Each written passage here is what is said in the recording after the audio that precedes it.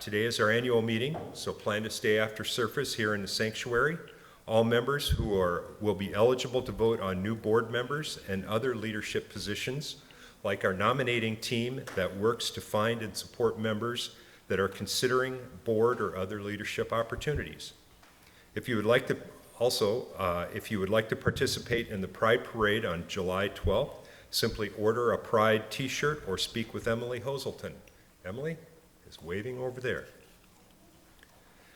Finally, we extend a great big thank you to the many people who gave of their time and talent in order to make today's gatherings possible. Bill and Hart and Terry Teeterman on the sound system, and greeters Kathy Juba and Rose Gay.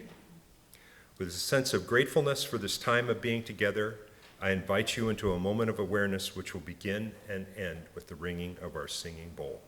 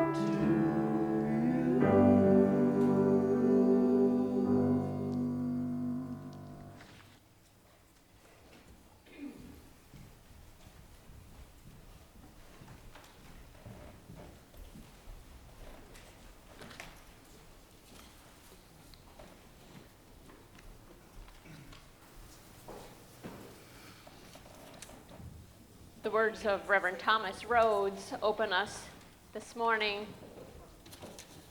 We come in a variety of colors, shapes, and sizes. Some of us grow in bunches. Some of us grow alone. Some of us are cupped inward. Some of us spread ourselves wide. Some of us are old and dried and tougher than we appear. Some of us are still in bud. Some of us grow low to the ground, and some of us stretch up toward the sun.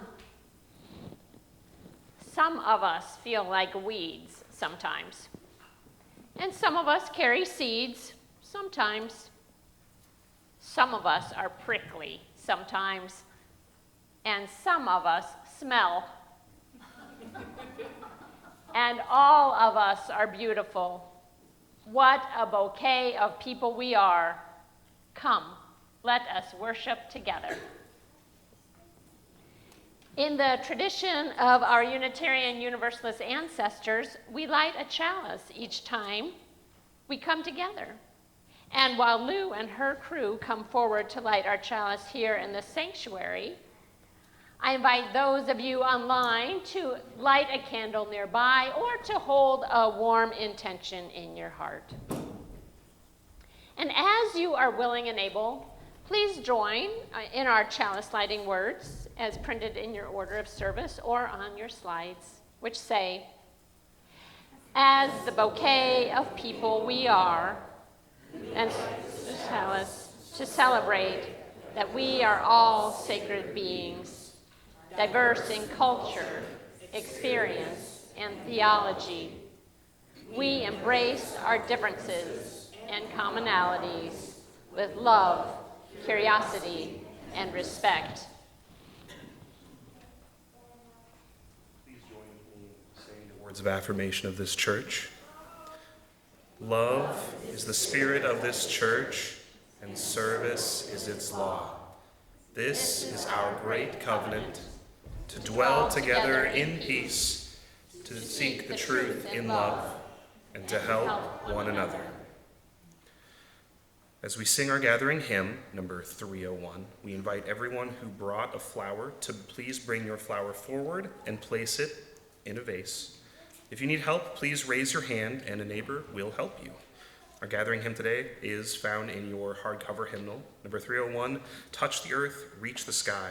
This is our hymn of the month for May. I invite all to rise in body and or spirit to sing.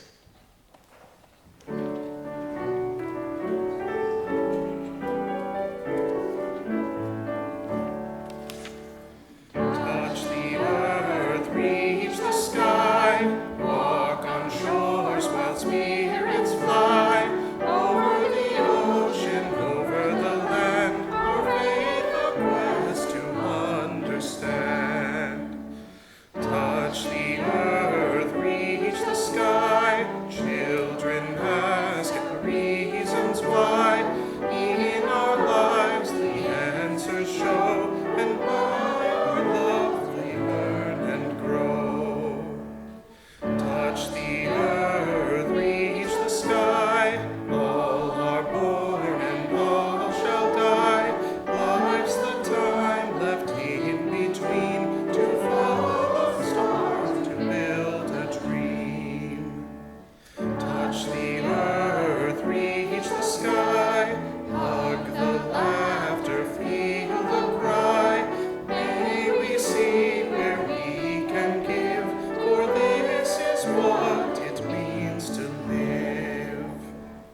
Touch the earth, reach the sky, soar with courage ever high, spirits joining as we fly, to touch the earth, to reach the sky. One more time. Touch the earth, reach the sky, over the ocean, over the land, our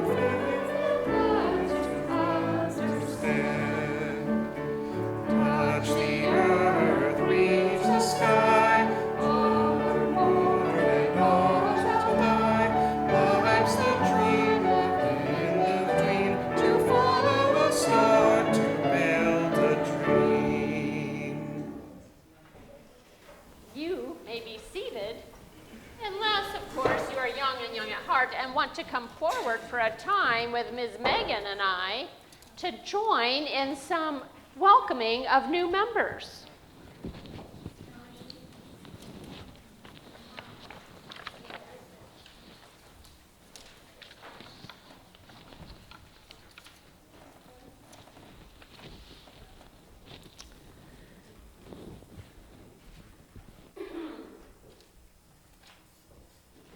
So, as a congregation, one of the joyous things we get to do together is to welcome new members into our community. Becoming a member of this congregation is, on the one hand, a fairly straightforward process.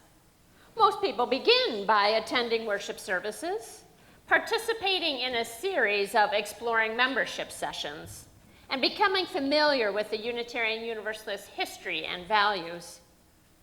Once folks decide to join, they enter their name into a membership book and promise to share their time, talent, and treasure.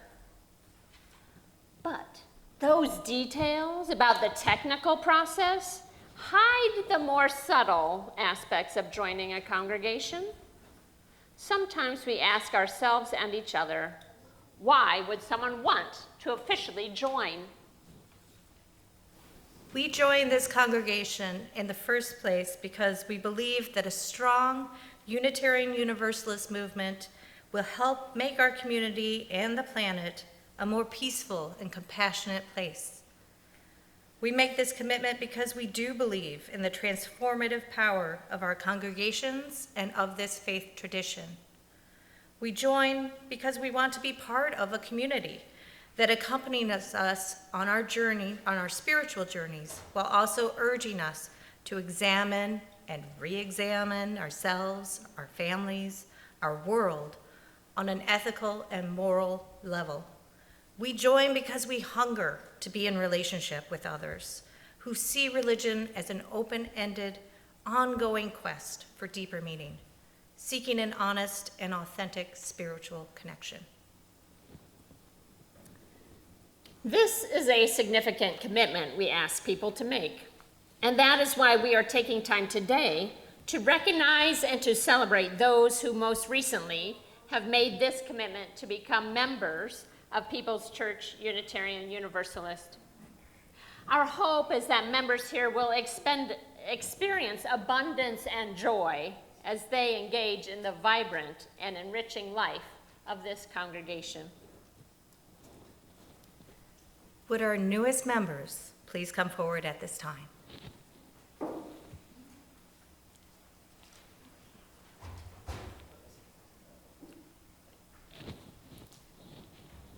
As the chair of the PCUU membership team, I would like to introduce our newest members. Carin Pierce, Christine Kolander, Lori Nuremberg, and Terry Dieterman, as well as Bev Hannon, who could not join us for this part.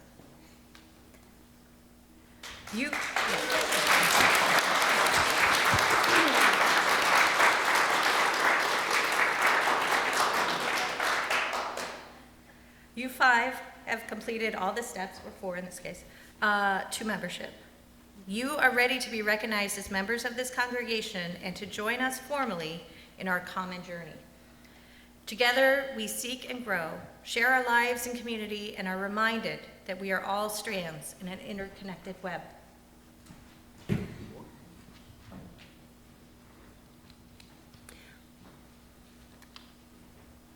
We now offer you the right hand of fellowship. This custom dates back to Puritan times and is a sign of acceptance and equality. We also give you flowers, a symbol of the welcome and the beauty that we hope you find in our community.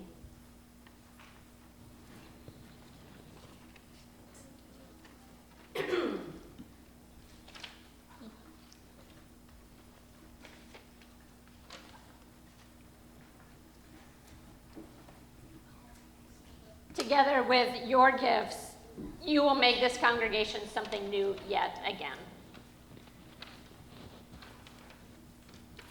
Ours is a congregation that values community, compassion, spirituality, and justice.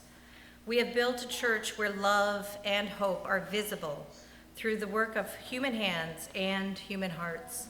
It is a place of trust where we covenant with each other and for the common good.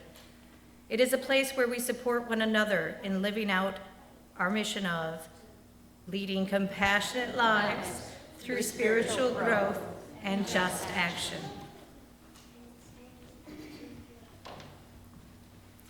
Our living tradition draws from many sources, and we value the use of reason, conscience, and your own personal experience.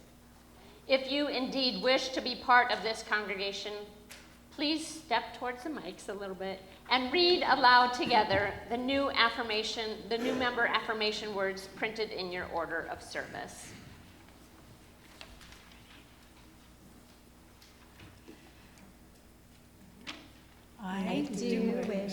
to belong as a part of this congregation. I wish to join you as we grow in spiritual depth, build community, and work together for a more equitable and just world.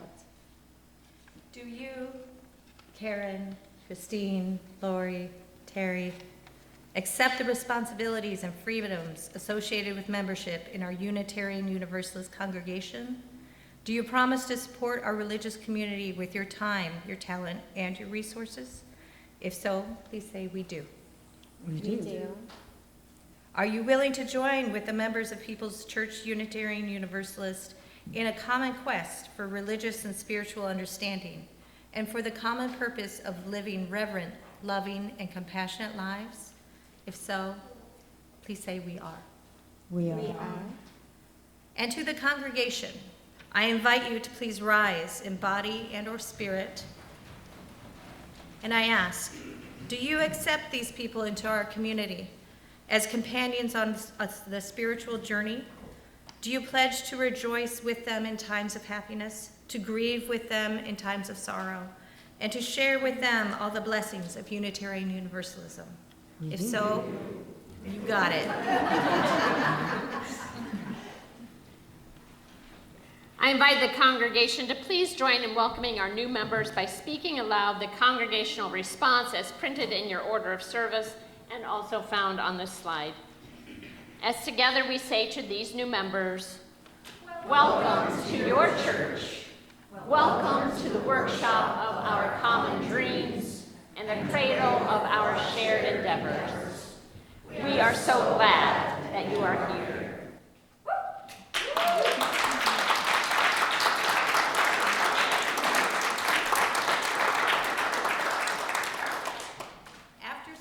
Please feel free to offer our new members your own personal words of welcome. Thank you. Let's sing our beloveds back to their seat with From You I Receive, number 402. From you I receive, to you I give, together we share, and from this we live.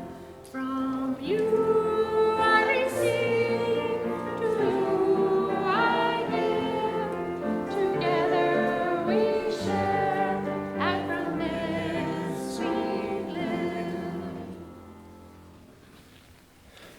As Unitarian Universalists, we hold shared values, including one called pluralism, which means that we are all sacred beings, diverse in culture, experience, and theology.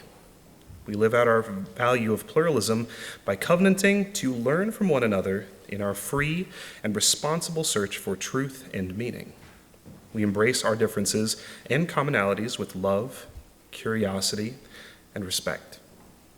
Our living tradition draws inspiration from direct experiences of transcending mystery and wonder, as well as from sacred, secular, and scientific understandings that help us make meaning and live by our values.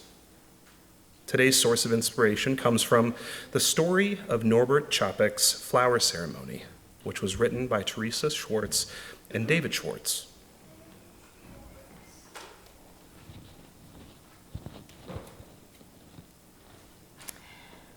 Norbert Čapek's mother was a devout Catholic. His father, agnostic. He became an acolyte at age 10 in 1890 at St. Martin's Catholic Church. In the years that followed, he became disillusioned. His priest was a cynic. At 18, he apprenticed to his uncle, who was a successful tailor in Vienna. Norbert discovered the Baptists and became a minister. He founded almost a dozen churches from Ukraine to Budapest. Yet, slowly, his faith became more and more liberal. He left Bohemia under government threat and accepted a call to serve a Baptist church in New York City, until one day in 1919. That day, he wrote in his diary, "I cannot be a Baptist anymore, even in compromise. The fire of new desires, new worlds, is burning inside me. Norbert and his wife Maya Chopik joined a Unitarian church in New Jersey in 1921. For the same reasons, a whole lot of church families join churches, because their children liked the faith formation program. World War I ended. Now that his home country was independent, he and Maya returned home to Czechoslovakia. His Unitarian church was the Prague Liberal Religious Fellowship. In just 20 years, his church had 3,200 members. The traditional Christian communion service of bread and wine wouldn't meet the needs of his congregation, because his church, like ours, had people who believed different things. Chopik turned to the beauty of the countryside, to the beauty of the flowers. In 1923, he developed the flower ceremony. He asked his congregation to bring a flower to church from their gardens, from the fields, or the roadside. He invited each person to place their flower in a vase.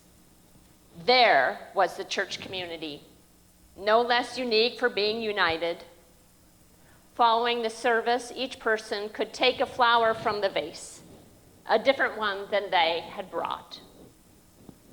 Chopik was a visionary minister with a church ahead of its time, a bold church, a church thinking beyond its doors, beyond what it thought possible. It was a church that was willing to take risks, to make tough decisions, to bear disappointment, and to build a new way. First, by building a church, and that church could build up the world. That is our church. That is Chopik's church. For this, the Gestapo arrested him in 1942. The Nazis accused Chopik of listening to foreign broadcasts and sent him to the Dachau concentration camp. Even in starvation and torture, he held a flower ceremony with his fellow prisoners, finding whatever flowers they could among the weeds of the camp. They testified to a beauty larger than themselves and a love that would outlive them. The Nazis killed Norbert Chopik, but his spirit, courage, and commitment live on today. Those qualities have been passed now to us to make them real. His wife Maya brought the flower ceremony to the Unitarian Church in Cambridge, Massachusetts in 1940. What we are about to do is not a historical reenactment of something over and done, but an affirmation of our continuity with the generations of struggle for ever-widening liberty. This flower ceremony, lovely though it is, isn't a diversion from ugly reality, but a gentle fierceness which proclaims that in the midst of sinister days, there's always beauty. We are here not to recall something that happened, but to remember something that is happening. To remember, to put it back together again.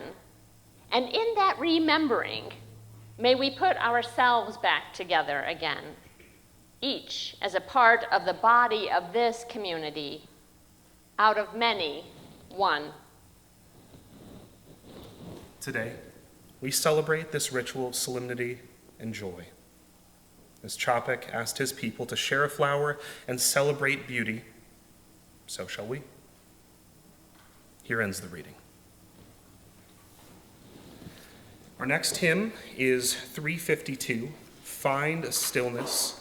Please rise in body and or spirit to lift our voices in song.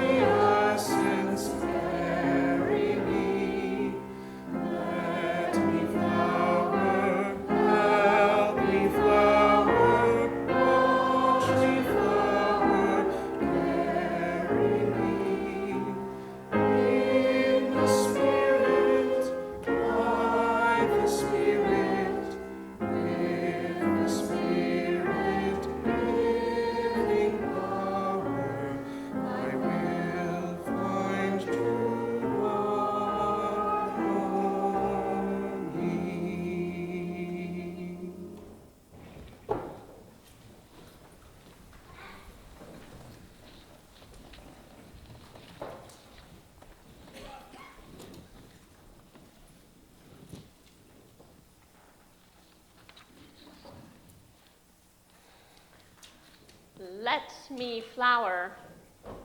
Help me flower. Watch me flower. Carry me. Now, I don't know about you, but it is hard for me to find a stillness sometimes. Even when I look still on the outside, my mind is often worrying. This week, my mind kept trying to imagine what flowers will be ready by Sunday. And then, when I slowed down long enough, I found plenty to gather, and so did you. They caught my eye with their color. The red, the purple, the yellow, the orange, the pink, the white. I acknowledged how resilient they were, surviving the winds of the last few days that we have had and the heat before that. I noticed how each one is unique in their shape, in their size, in their color, and even in their fragrance. And I'm also aware that each one is precious and beautiful, even if only for a short time. This intention to pay attention to the beauty of the flowers is clearly connected to our intention to pay attention to the beauty of the people within this congregation and beyond. We are the flowers of this living bouquet. It takes imagination to find and appreciate flowers and people. Sometimes it also takes some community organizing. Luckily for People's Church, professional community organizers from a group called Gamaliel have trained some of us on how to set an intention to pay attention to fellow congregants. Today, we are kicking off that first phase of a Transforming Congregations project. Through this first phase, an initiative called Sacred Conversations, these trained listeners will hold one-on-one conversations with fellow congregants in the coming summer months. Between now and the end of August, 14 sacred listeners will be reaching out to fellow congregants to schedule a time to sit down for 20, 30 minutes and guess what? Simply listen. Listen to your story. Listen to your experiences and learn more about why you care so much about this congregation. Listen to how your passions you hold dear in your life might just be related to what you want for yourself and our community in the days ahead. I now invite the 4 members of the steering team to come forward.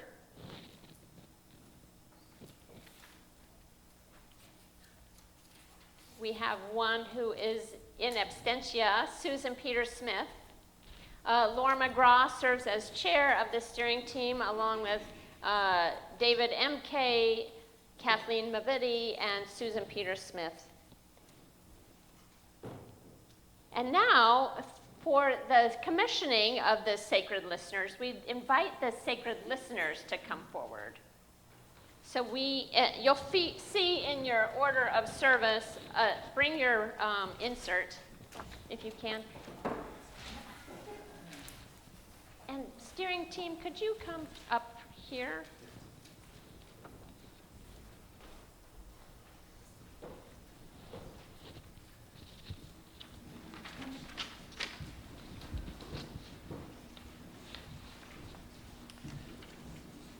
So today, we don't have all 14, which is not unusual, right? But we have together here some of our sacred listeners. In addition to our steering team, are Josh Wagner, Megan Murphy Sallier, Shelby Bennion, Kate Scheller, Judy Price, Marta Hirschner, Steve Hirschner. I love name tags. Yes, I do. I love name tags. How about you? So, dear ones, today we commission you as sacred listeners. You have answered the call to the gentle work of hearing the stories that help to shape our faith community. We accept this commission and promise to open our hearts to this discernment process. We charge you to be guided in your work by our congregation's assertion that love is the spirit of this church. We will work to talk less and listen more. We will strive to listen for understanding. We ask you to remember that this process is about learning and growing, not doing things perfectly. We will seek to deepen relationships as we listen to our fellow congregants. People's people, you are charged with opening your hearts and sharing your stories with our listeners. If you agree, will you please read the congregational response? We promise to support this endeavor by making space in our lives to participate in these conversations. May we all connect with the Great Holy by connecting with each other. And together, as we say, through sacred conversations, may we learn better how to dwell together in peace, seek the truth in love, and help one another. And you may be seated. Oh, before you go, I apologize. I invite you to each take a bookmark that is unique in its reminder that you are unique and each person you meet with is unique.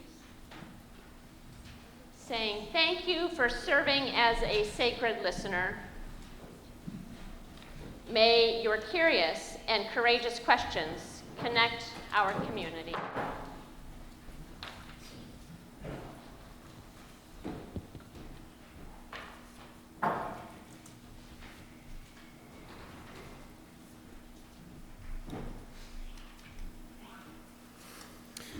Each week, we participate as a community in the spiritual practice of generosity. The offering we collect today will go to support the mission of People's Church, which is leading compassionate lives through spiritual growth and just action. And now, in a spirit of generosity and compassion, this morning's offering will now be gratefully given and lovingly received.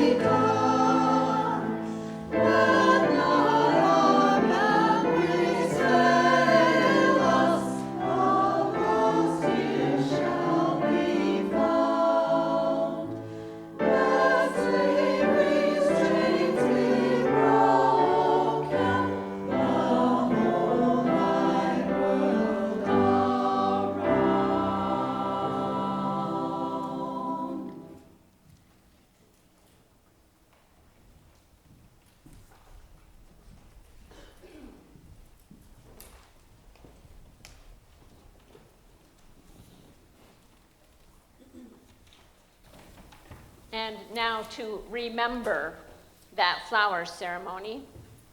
If you have a hymnal nearby, I invite you to turn to number 724 in the back.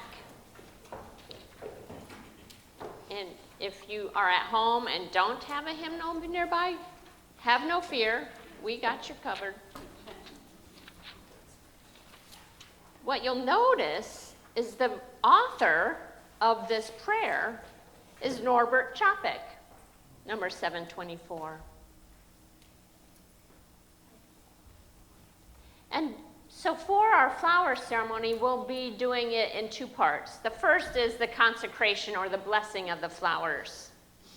And then the second part is the distribution of the flowers. And for that second part, I will need 16 volunteers. So think through if you're feeling like being up with some flowers and moving around the sanctuary. But first, let us together read the prayer written by Norbert Chopik, which is number 724. As together we say, Infinite Spirit of life, we ask thy blessings on these thy messengers of fellowship and love. May they remind us, amid diversities of knowledge and of gifts, to be one in desire and affection and devotion to thy holy will. May they also remind us of the value of comradeship, of doing and sharing alike. May we cherish friendship as one of thy most precious gifts. May we not let awareness of another's talents discourage us or sully our relationship, but may we realize that whenever we can, great or small, the efforts of all of us are needed to do thy work in this world. And now that we have blessed the flowers, I invite 16 people to come forward. And maybe a young one with a taller one. Because we need 8 pairs of people. Because you see, there are 2 sides of our sanctuary. And each side has an outside aisle and a center aisle. So, and we're going to have 4 of the pairs start at the back. So why don't we have some of you go on this side and be left side of this, my left side of the sanctuary. And then, so we have 8 people over here. 1, 2, 3, 4. Okay, find 4 pairs. 1, and then 4 more pairs. Josh, can you help? Sure. Thank you. So what's going to happen is that as Judy plays some music for us, each pair will take a vase. And one pair will start on the inside, one pair will start on the outside, and go to the people in the pews and offer them with intention and attention to choose a flower that's calling them. Okay? And then when you are done, you will meet, right? The pairs will meet in the center somewhere. We don't know where yet. Depends on how many people are on each side. Once you meet, come back forward so we can make sure that you're offering flowers to each other as well. Okay? Let us begin our flower ceremony. Find a vase and go to the back. Go to the outside too.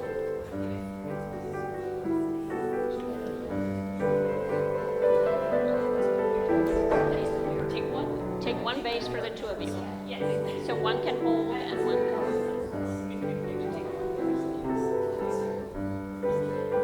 Go to the outside and go to the back.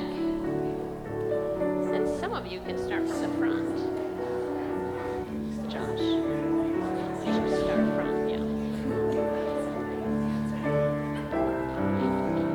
You start down this aisle. You start down this aisle. Offer him one.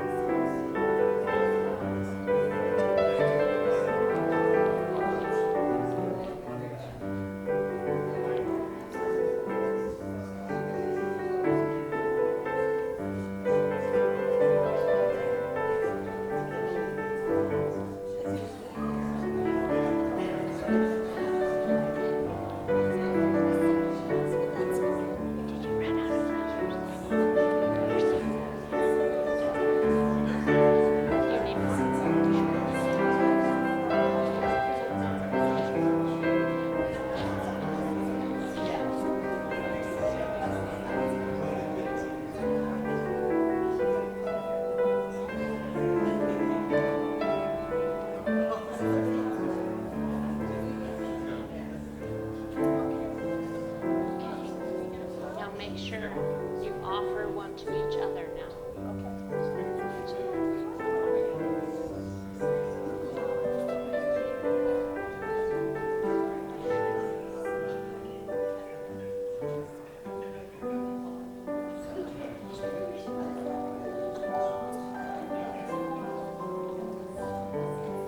Can I offer you a flower? Thank you.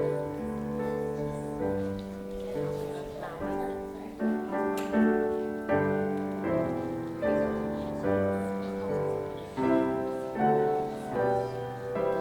Did someone offer you a flower?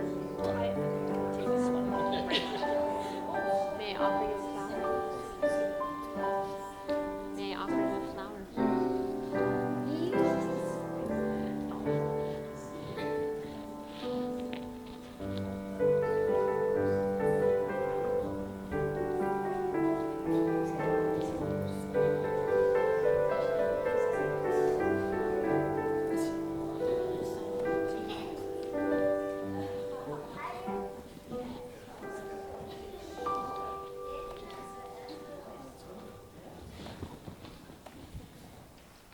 With thanks, we say for beauty, for human uniqueness, diversity, community.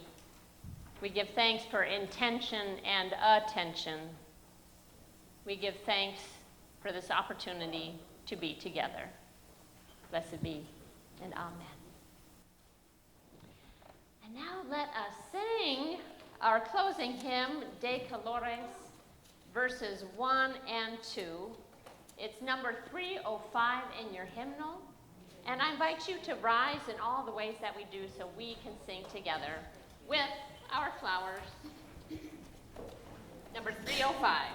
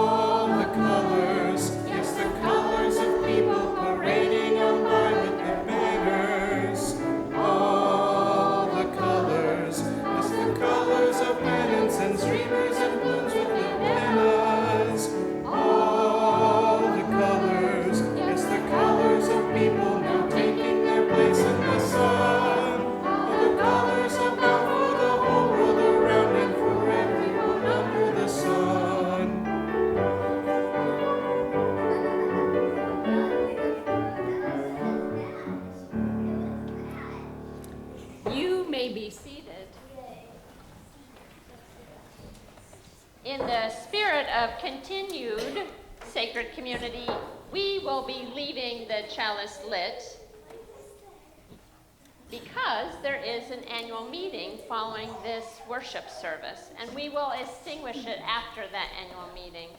But before we begin that meeting, and before we enjoy one last piece of music from our choir, I offer you this blessing for your week. Go forth with intention and attention to seek beauty, share love, and be the unique diversity that we are, showing the world that it is possible to live together with such great diversity. Knowing always that you have enough and that you are enough. Go in peace and blessed be.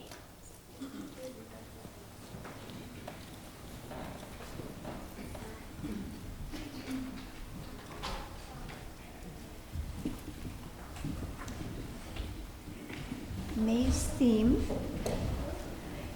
theme is imagination, and one of the reasons that we chose this song is because you get to use your imagination.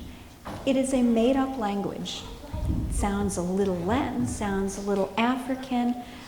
You get to have it mean whatever you want it to mean as you enjoy the music.